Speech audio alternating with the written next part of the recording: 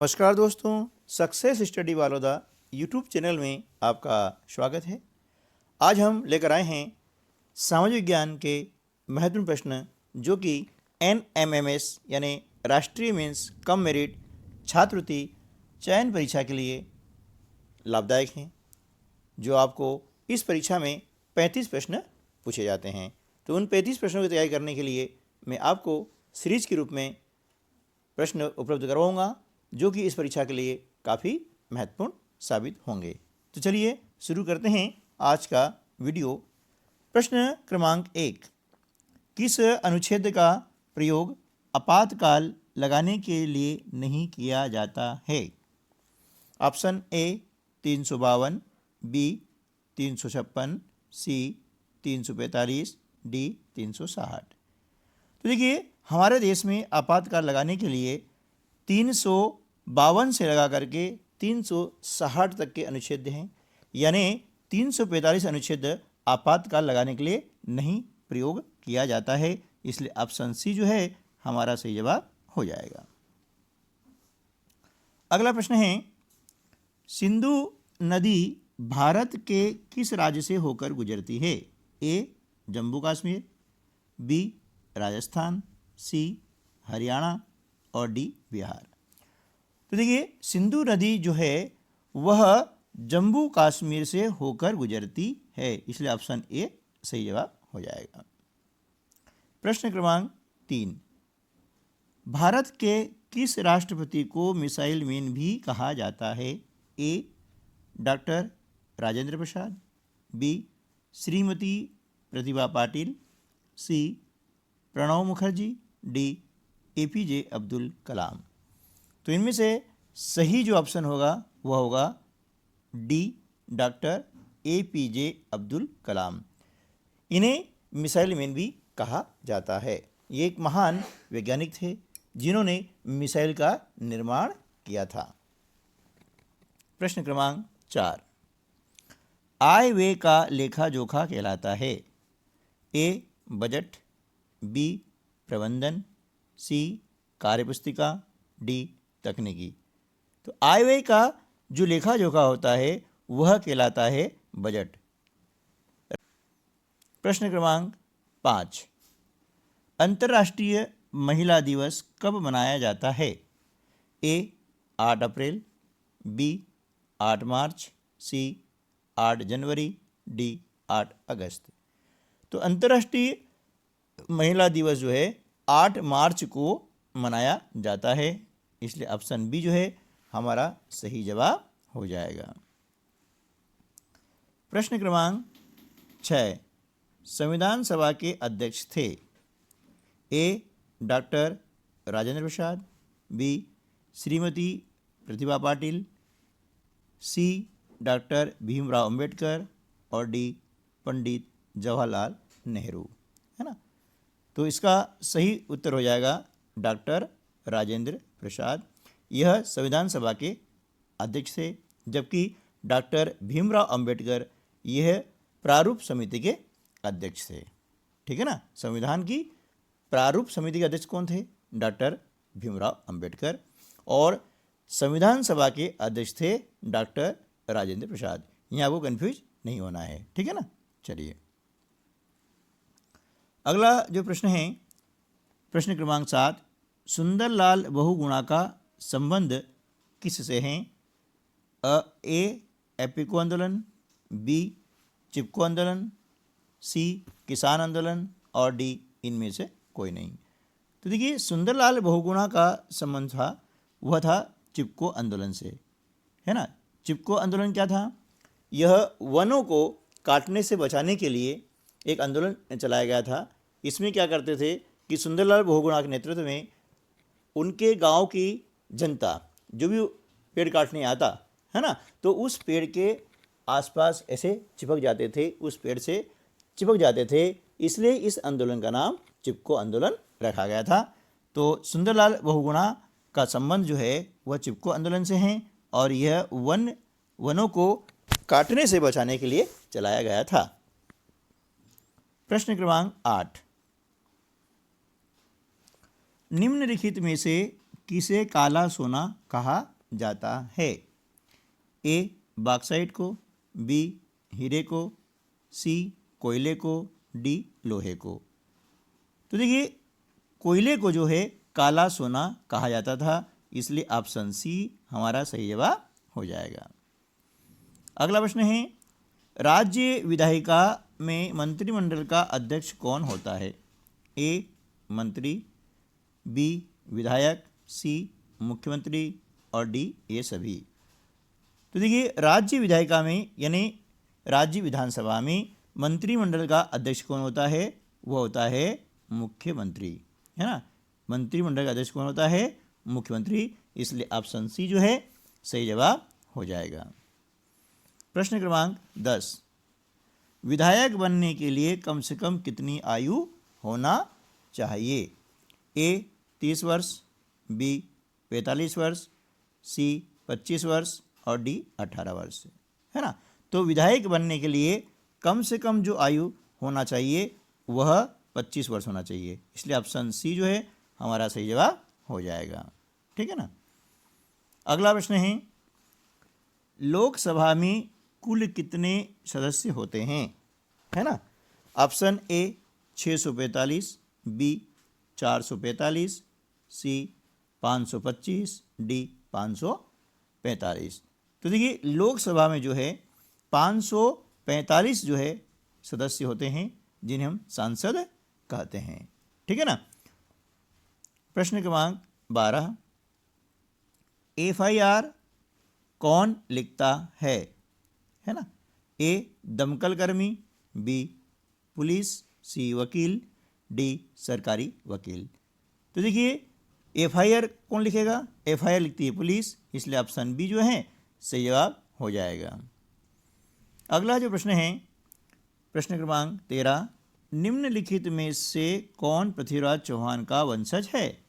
ए Hamirdev, B Maharana Pratap, सी Shivaji, D Ramdev. तो देखिए इनमें से हमीरदेव जो हैं वे पृथ्वीराज चौहान के वंशज हैं, इसलिए ऑप्शन ए हमारा सही जवाब हो जाएगा।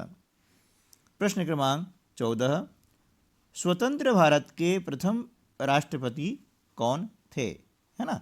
तो ए पंडित जवाहरलाल नेहरू, बी महात्मा गांधी, सी डॉक्टर राजेंद्र प्रसाद, डी लाल बहादुर शास्त्री।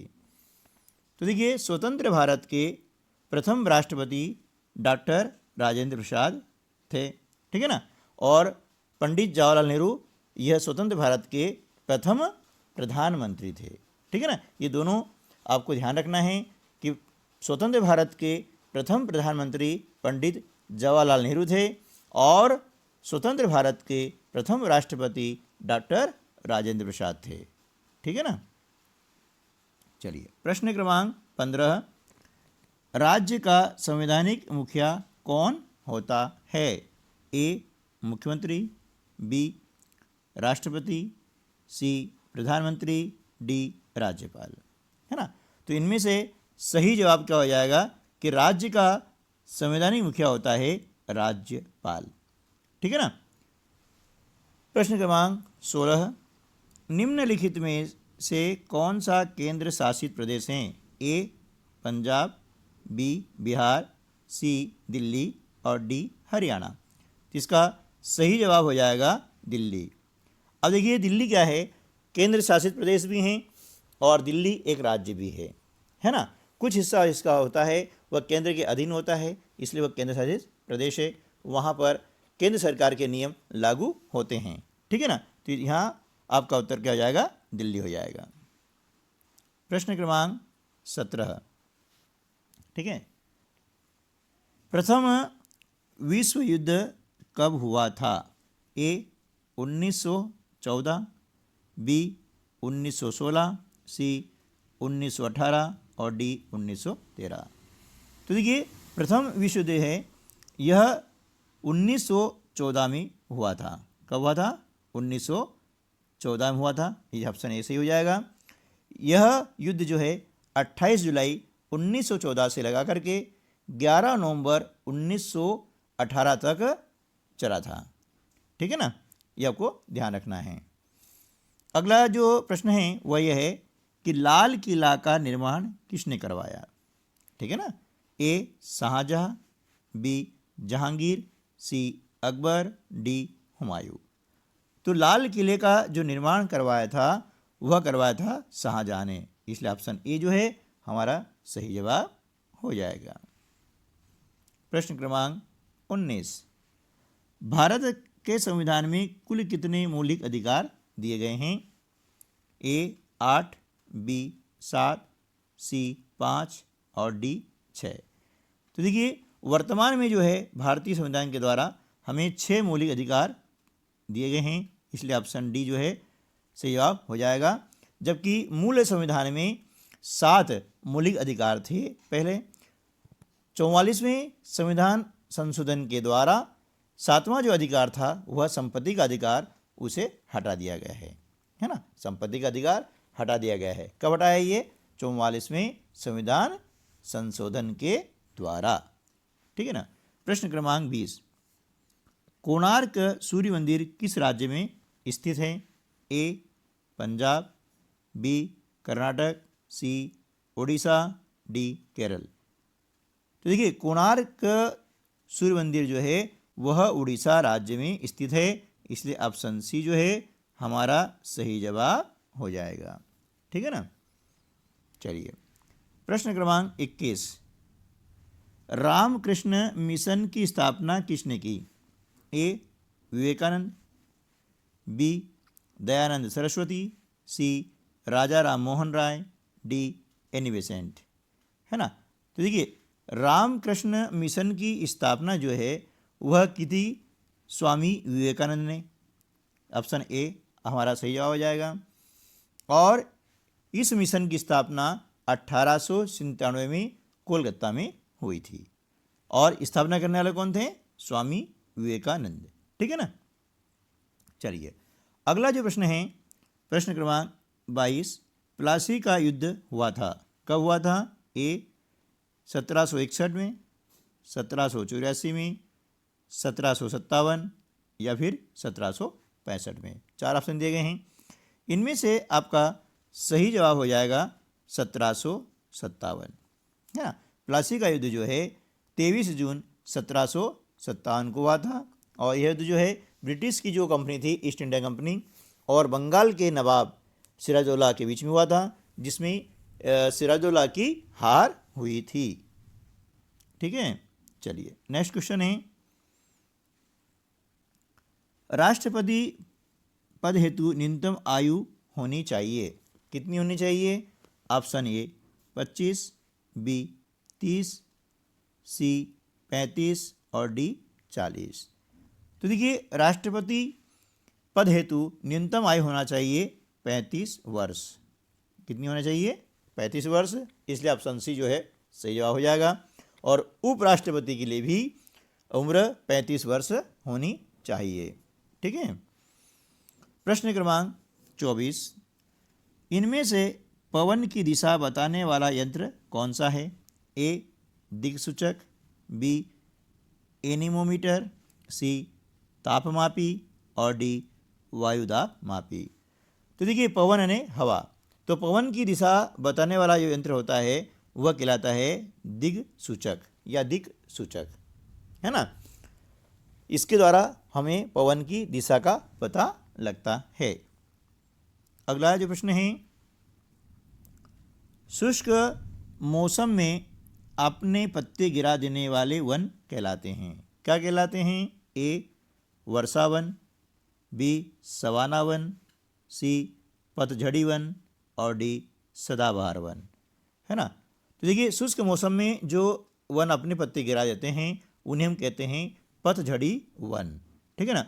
और सदाबहार वन में पत्ते गिरते नहीं हैं, वे सदा हरे भरे रहते हैं, क्रमशः धीरे धीरे गिरते रहते हैं और नए पत्ते आते रहते हैं। जबकि पतझड़ में क्या होता है, शुष्क मौसम में, जैसे हमारे यहाँ मध्य प्रदेश में गर्मी के मौसम में जो है पत्ते झड़ जाते हैं, है ना, ये कहलाते हैं पतझड़ी वन। प्रश्न क्रमांक 26, दिल्ली पर तुगलक वंश का शासन कब था? ऑप्शन ए 1206 से 1290, बी 1290 से 1320, सी 1320 से 1414 और डी 1414 से 1451। तो देखिए दिल्ली पर जो है तुगलक वंश का शासनकाल था 1320 से 1414 तक। ठीक है ना।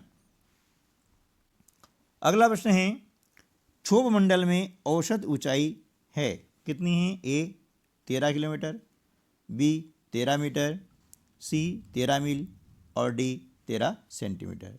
तो यहाँ पर ऑप्शन आ जाएगा ए 13 किलोमीटर। लेकिन यहाँ पर मैं आपको एक बात बताना चाहता हूँ कि जनरली क्या होता है कि क्षोभ मंडल की औसत ऊंचाई 11 किलोमीटर जो है मानी जाती है ना। लेकिन यहाँ पर 11 किलोमीटर का ऑप्शन नहीं दिया है, इसलिए यहाँ पर 13 किलोमीटर का हम जो है ऑप्शन को हम सही करेंगे, है ना। तो 11 यदि किलोमीटर आता है तो आपको 11 किलोमीटर लगाना है, वो भी आपका उत्तर सही होगा। तो ध्यान रखना है 11 से लगा करके 13 तक ये क्षोभ मंडल की औसत ऊंचाई होती है। ठीक है ना। प्रश्न क्रमांक 28, निम्नलिखित में से कौन सा राज्य दक्षिणी भारत में स्थित है? ए बिहार, बी असम, सी केरल, डी राजस्थान। तो देखिए बिहार, असम और राजस्थान ये उत्तरी भारत में स्थित हैं, इसलिए केरल जो है हमारा सही जवाब हो जाएगा। केरल जो है दक्षिण भारत में स्थित है। ठीक है। प्रश्न क्रमांक 29, निम्नलिखित में से कौन सा राज्य मध्य प्रदेश का पड़ोसी नहीं है? ए उत्तर प्रदेश, बी पंजाब, सी गुजरात, डी छत्तीसगढ़। तो देखिए हमारे मध्य प्रदेश के जो पड़ोसी राज्य हैं वे हैं गुजरात, छत्तीसगढ़, उत्तर प्रदेश, लेकिन पंजाब जो है मध्य प्रदेश का पड़ोसी राज्य नहीं है, इसलिए ऑप्शन बी जो है सही जवाब हो जाएगा। प्रश्न क्रमांक 30, भारत का संविधान दिवस है? ए 26 सितंबर, बी 26 नवंबर, सी 26 दिसंबर, डी 26 जनवरी। तो इसका सही जवाब हो जाएगा 26 जनवरी, है ना। हमारा देश का संविधान जो है 26 जनवरी 1950 से लागू हुआ था। तो 26 जनवरी को हम संविधान दिवस भी कहते हैं या फिर गणतंत्र दिवस, है ना। गणतंत्र दिवस भी कहा जाता है या संविधान दिवस भी कहा जाता है, ये हमें याद रखना है। प्रश्न क्रमांक 31, हल्दी घाटी किसके लिए प्रसिद्ध है? ए कृषि, बी उद्योग, सी युद्ध, डी बांध। तो हल्दी घाटी का युद्ध आपने सुना ही होगा। तो हल्दी घाटी जो है वह युद्ध के लिए प्रसिद्ध है। ठीक है ना। इसके बाद में प्रश्न क्रमांक 32 आता है, वायुमंडल में कार्बन डाइऑक्साइड का प्रतिशत है कितना है? ए 0.01%, बी 0.93%, सी 0.03%, डी 0.06%। तो यहाँ पर सही जवाब हो जाएगा 0.03%। यह कार्बन डाइऑक्साइड यानी CO2 का प्रतिशत है ना। इसके स्थान पर आपको यहाँ लिखा है ना कार्बन डाइऑक्साइड, यहाँ पर आपको CO2 भी आ सकता है, यानी CO2 इसके क्या है? अणुसूत्र है, ये आपको ध्यान रखना है। कार्बन डाइऑक्साइड का अणुसूत्र क्या हो गया? CO2। प्रश्न क्रमांक 33, राज्य के मुख्यमंत्री को नियुक्त करता है कौन करता है? ए राष्ट्रपति, बी राज्यपाल, सी प्रधानमंत्री, डी राज्य का मुख्य न्यायाधीश। तो राज्य के मुख्यमंत्री को नियुक्त करता है राज्यपाल। ठीक है ना। और 34, भारतीय मानक समय रेखा किस नगर के पास से होकर गुजरती है? ए कोलकाता, बी इलाहाबाद, सी मुंबई, डी दिल्ली। देखिए भारतीय मानक समय रेखा है वह इलाहाबाद से गुजरती है। इलाहाबाद के पास में जो नैनी स्थान है वहाँ से गुजरती है ना। यह 82.5 पूर्वी देशांतर पर है ना। मतलब भारत का जो मानक समय है GMT से वह 82.5 पूर्व है, जिसका अर्थ यह होता है कि मानक समय ग्रीनविच के समय से 5.5 घंटे आगे है। हमारा जो समय ना वो क्या है? 5.5 घंटे आगे है। ठीक है ना। चलिए अगला प्रश्न है, निम्नलिखित में से जायद की फसल है? ए ज्वार, बी गेहूँ, सी बरसीम, डी चावल। तो देखिए जायद की फसल यानी जो ग्रीष्म ऋतु में उगाई जाती है वह है बरसीम, ठीक है ना, क्योंकि ज्वार और चावल ये क्या फसल हो गई, खरीफ की हो गई है, जो बरसात के प्रारंभ में लगाई जाती है। और गेहूँ जो है ये हो गई रबी की फसल, जो बरसात के बाद में जो है शीत ऋतु में लगाई जाती है, ठीक है ना। अगला प्रश्न है, रामकृष्ण मिशन की स्थापना किसने की थी? ए विवेकानंद, बी दयानंद सरस्वती, सी राजा राम मोहन राय, डी एन विसेंट। तो यहाँ पर सही जवाब हो जाएगा विवेकानंद। ये प्रश्न शायद जो है रिपीट हो चुका है ना। रामकृष्ण मिशन की स्थापना जो है 1897 में कोलकाता में हुई थी। प्रश्न क्रमांक 37, 1857 की क्रांति के समय भारत के गवर्नर जनरल कौन थे? A Lord Canning, B Lord Clive, C Lord Bentinck और डी लॉर्ड मेयो, है ना। तो 1857 की क्रांति के समय जो है भारत के गवर्नर जनरल थे वे थे लॉर्ड कैनिंग। कौन थे? लॉर्ड कैनिंग, ठीक है ना। अगला जो प्रश्न है, अंत्योदय योजना का संबंध है? ए ई गवर्नेंस, बी कंप्यूटर शिक्षा, सी खाद्य सुरक्षा और डी ग्रामीण रोजगार। तो जो अंत्योदय योजना है इसका संबंध है खाद्य सुरक्षा से। ऑप्शन सी सही जवाब हो जाएगा। इसके अंतर्गत जो अत्यंत गरीब परिवार होते हैं उनको जो है निःशुल्क अनाज उपलब्ध करवाया जाता है। प्रश्न क्रमांक 39, तंजानिया किस महाद्वीप में स्थित है? A Europe, B Asia, C Africa और डी दक्षिण अमेरिका। तो तंजानिया जो है वह अफ्रीका महाद्वीप में स्थित है। प्रश्न क्रमांक 40, एशिया में किस देश का सबसे बड़ा नेटवर्क है?